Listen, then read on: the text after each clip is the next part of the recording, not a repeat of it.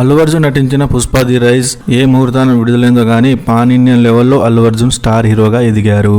ఇప్పుడు ఈ సినిమాకి కొనసాగింపుగా పుష్ప ది రూల్ సినిమా వస్తుంది.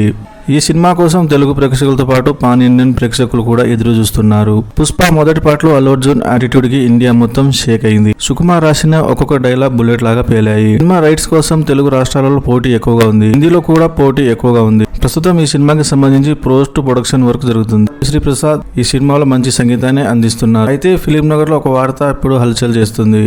ఈ సినిమాకి సంబంధించి ఓవర్సీస్ రైట్స్ కి భారీ డిమాండ్ ఉంది. ఈ సినిమా రైట్స్ కోసం చాలా మంది పోటీ పడుతున్నారు. అయితే ఈ సినిమా నిర్మాతలు మాత్రం భారీ రేట్ చెప్తున్నారు. కానీ ఎంతైనా పెట్టడానికి బయ్యర్స్ ముందుకు వస్తున్నారు. మీద ఈ సినిమా ఓవర్సీస్ రైట్స్ అన్ని భాషలకి కలిపి 100 కోట్లు పెట్టడానికి బయ్యర్స్ రెడీగా ఉన్నారు. నిర్మాత ఓకే అంటే మొత్తం ఒకేసారి ఇవ్వడానికి సిద్ధంగా ఉన్నారు. దీంతో అల్లు అర్జున్ స్టామినా మరోసారి రుజువు అయింది.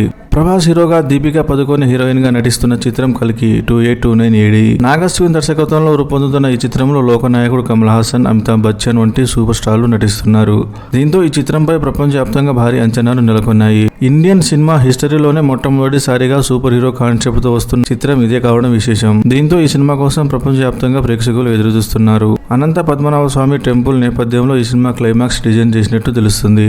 అయితే ఈ సినిమా రైట్స్ కోసం 2 తెలుగు రాష్ట్రాలతో పాటు ఇండియన్ వైడ్ గా బయ్యర్స్ పోటీ పడుతున్నారు. సినిమాను ప్రపంచవ్యాప్తంగా 16 భాషలలో విడుదల చేసేందుకు సన్నాహాలు చేస్తున్నారు. మే 9న ఈ సినిమాను ప్రపంచవ్యాప్తంగా విడుదల చేస్తున్నారు. ఈ సినిమాలో చాలా మంది హాలీవుడ్ నటీనటులు నటిస్తున్నారు. కావున ఈ సినిమా ఇంగ్లీష్ లో కూడా విడుదల చేసేందుకు సన్నాహాలు చేస్తున్నారు. ఈ సినిమాను నిర్మిస్తున్న వైజయంతి మూవీస్ వారు ఈ సినిమా ఓవర్సీస్ రైట్స్ భారీ ధర చెప్తున్నారు. అయినా కానీ బయ్యర్స్ కొనడానికి సిద్ధంగా ఉన్నారు. ఈ సినిమా ఓవర్సీస్ రైట్స్ అన్ని భాషలు కలిపి 150 కోట్లు పలికినట్టు తెలుస్తుంది. మొత్తం మీద ఈ 2 సినిమాలు తెలుగు చిత్ర పరిశ్రమ మరో లెవెల్ కి తీసుకుని వెళ్తున్నాయి.